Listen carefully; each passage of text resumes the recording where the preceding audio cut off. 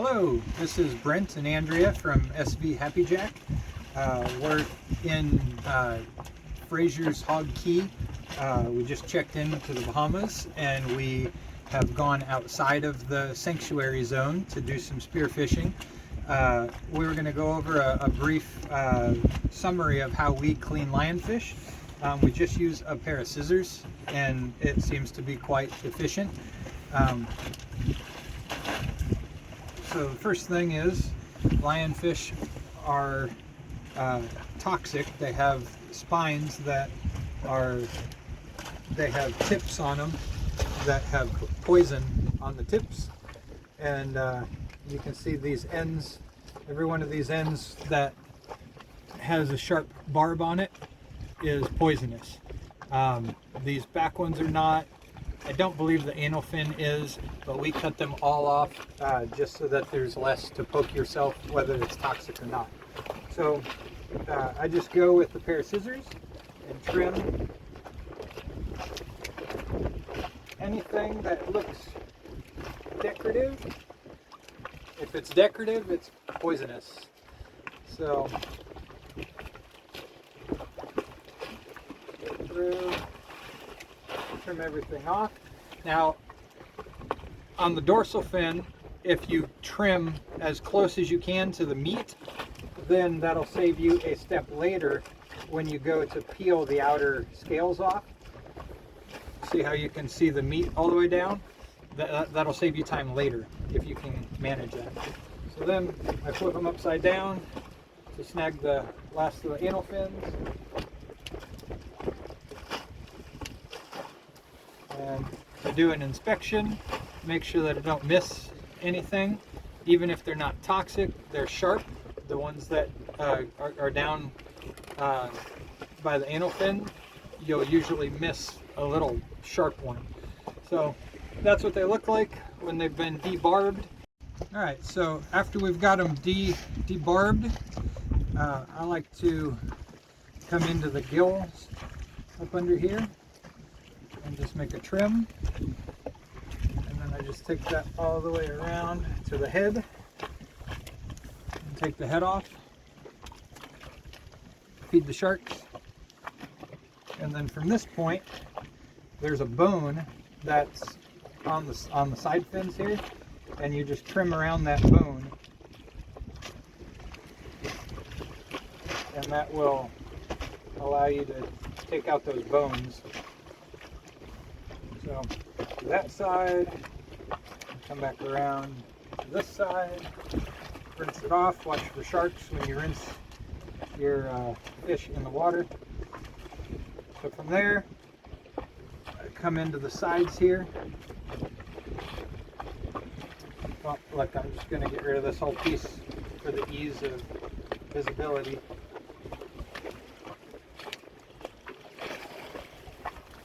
Rather than try to keep that out of the way of the camera, I'll just cut it off.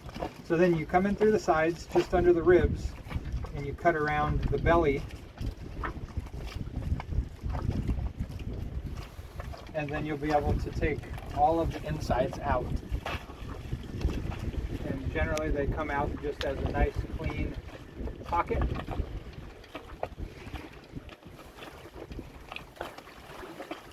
So this is what you're left with after this step.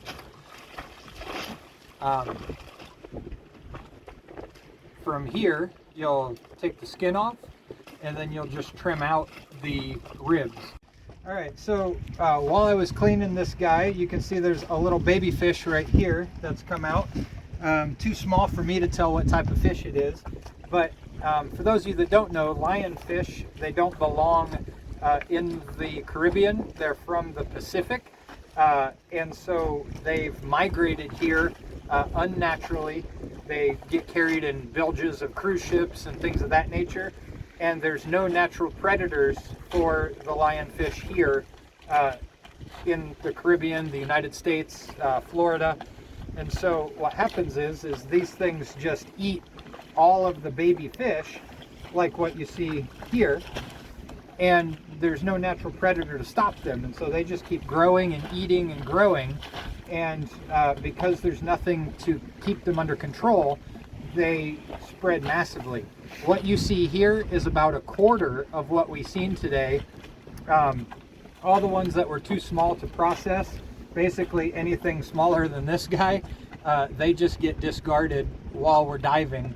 They get dispatched and discarded. Something will eat them as they lie on the sea floor, usually crabs and things of that nature, because like I said, they have no natural predators. You can put one of these in front of a shark and a shark won't touch it. I don't know how they know, but they know. So anyways, they come in all different sizes and colors. You can see the nice coloration, but essentially when you see them, you're supposed to dispatch them. We've left the preserve to make sure that we're not breaking any laws, but there are days, even in the Bahamas, where they open up the preserve and they have contests on harvesting these guys. So we'll continue with the cleaning here in just a second. All right, so back to cleaning. We trimmed really close to the back fins here that are toxic. If you can do that all in one step, it'll save you a lot of time.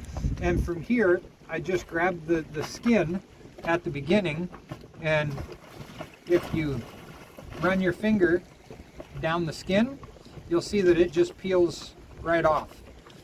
And so there's no filleting necessary. You just literally are grabbing the skin and just rolling it back. Now what you see on my finger are the scales. The scales on these guys are very fine, and so you want to rinse them after you peel the skin, so that way you don't end up with scales in your final product. Now we're making ceviche today with our lionfish. We're going to do cucumbers, green peppers, tomatoes, and lime juice. And maybe we'll film a segment of Andrea while she's constructing that, and we'll put it with this cleaning video so you can have the full life cycle from predator to prey. So after you peel that, you just simply flip it over and you do the other side the same way. When you get to the end, you cut the tail off.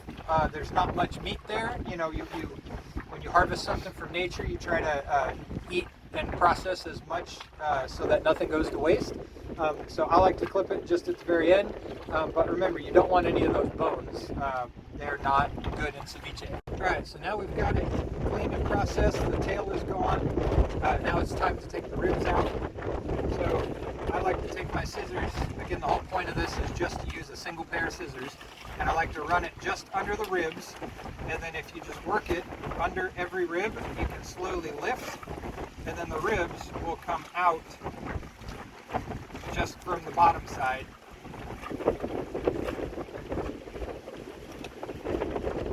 You just do one side at a time. Now there's no ribs there. Then you take your scissors and you run it from the head to the tail, from the front to the back. You just run your scissors right down the internal spine. And this is how you get your miniature fillet from your miniature lionfish. The bigger the fish, the easier it is to clean. A lot of people, they don't harvest the small ones because you know, they're too much work to clean. And so if you can manage to do it with a pair of scissors, it takes about 4 minutes to do the whole process from start to finish. And that's relatively quick. And if you get a couple people working on it, you can knock it out in no time. So basically, we just trim that fillet right out of there. And because we've already separated the ribs out, even if they get mixed up with the meat that you're trying to keep, they will just separate out.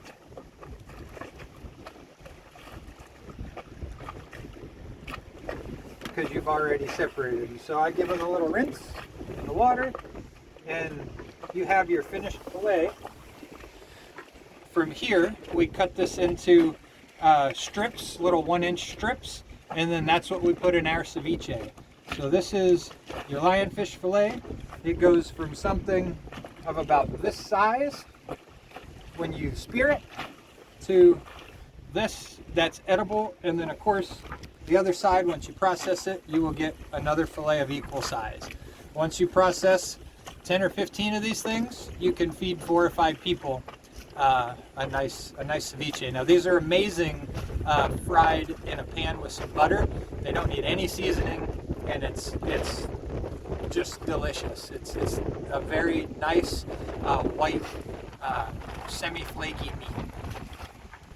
Anything to add? No. All right. You've done it. That's it.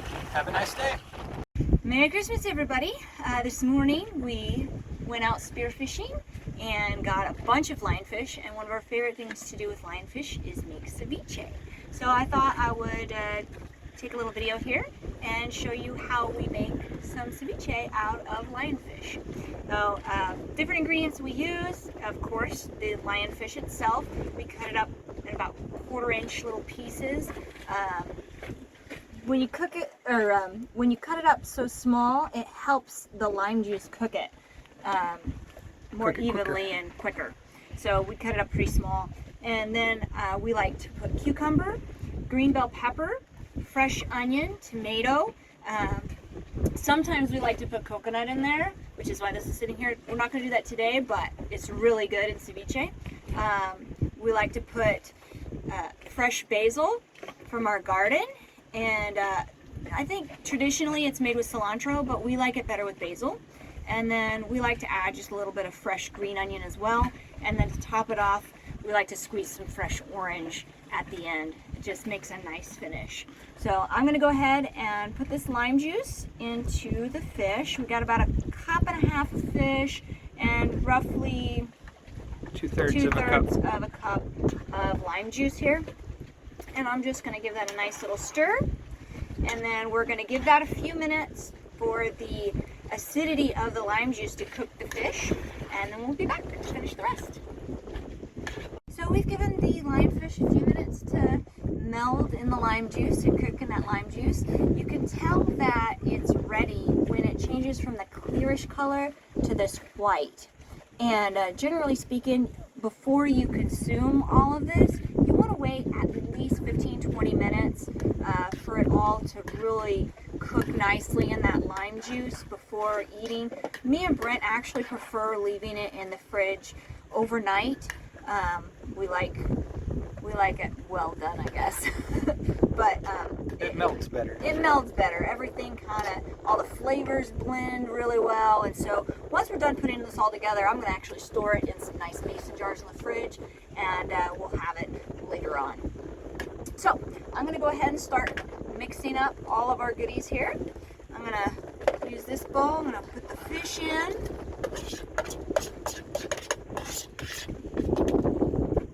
And then I'm just going to start adding all these good veggies. So what is that? This is the cucumber. About how much? It's roughly 2/3 a cup cucumber.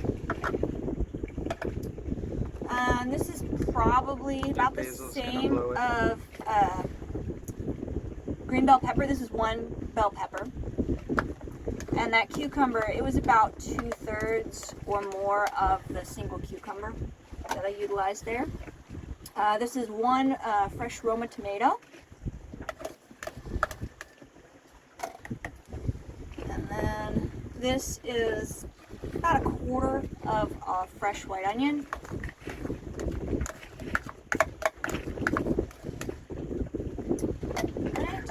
And then I'm going to cut up this beautiful fresh basil from our garden.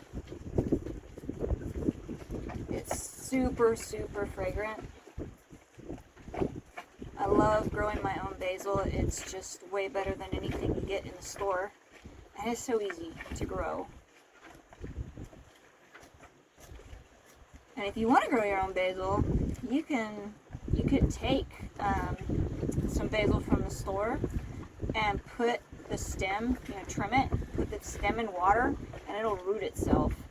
And it grows really nicely in just a small cup of water hydroponically. But we have a small plant, 2 small plants in the boat here that we bought at Walmart, and we've got them in a little dirt garden with some fresh green onion as well. And they just grow so nicely on the boat. The green onion is just bulk from Walmart. 50 cents a bundle, and it grows best in a 1/4 inch of water, no more, because it causes the stem to rot, and then you have to trim it frequently.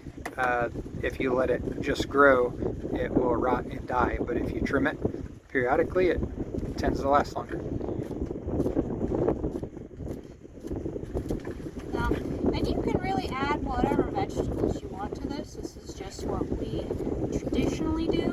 And like I said, we sometimes add coconut. Every once in a while, we'll really, really finely chop some carrot and put it in there. And that turns out pretty good, but you gotta cut the carrot up really, really fine. Or shred it. Or shred it, yeah. Shredding it works well as well. We are in the Berry Islands. What you see behind you are some no-name keys. And it is Christmas, and it is cold. It is like 68 degrees. Yeah, cold on the Bahamas for Christmas. No snow, but it's really cold. Yeah. And Aunt Monica, thank you for knitting me this hat, because it has been keeping me toasty warm all day. She brought it diving with her today and wore it after the dive. She's wearing it now. It is the best stocking cap I've ever owned. I love it. It's super warm. It's made out of wool, and it's just amazing. So I'm gonna give this a nice little stir now.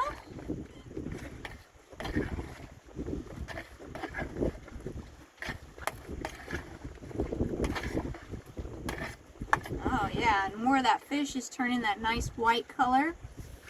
You see? Really pretty. And I just love all the colors that come with this. And you can use colored bell peppers other than green bell peppers. Sometimes we like to add, depending on what we have. You know, sometimes in the Bahamas it's hard to come across produce. And so sometimes you gotta work what you can get. Sometimes it's expensive, the produce. Sometimes a head of cabbage can be $7. Yeah. And we've actually put purple cabbage in this before too. Yeah, when you get down to the stalk of the cabbage, if you cut that up into little 1/8 inch cubes, it goes nicely. It has a little bit of a spice to it. I'm gonna get all these little bits of orange goodness in here. So we add the orange last so it doesn't dilute the lime, because you want the lime acidity to cook the fish. And if you dilute the lime with the orange, sometimes you can end up with mushy fish. Yeah, and you definitely don't want mushy fish. But finishing it with the orange at the end, after the fish, you know, has already turned white, it just adds a really nice flavor to the dish. And we learned adding orange from Big Daddy's conch shack. Yes, on Grand Bahama. Because this is how he makes his conch salad. Conch salad is made pretty much the same way as this ceviche. Shout out to Big Daddy Brown. Thank you for teaching us how to make conch salad. We have caught and processed conch, and we use your recipe. It's delicious. When you guys make it to Grand Bahama, check out Big Daddy Brown's Conch Shack. And one thing I did forget to bring up here is a little bit of salt and pepper. You don't want to overdo it, but a little bit of salt and pepper added in is really nice. And can you think of anything else, Brent? Merry Christmas! Merry Christmas! Enjoy some ceviche with us!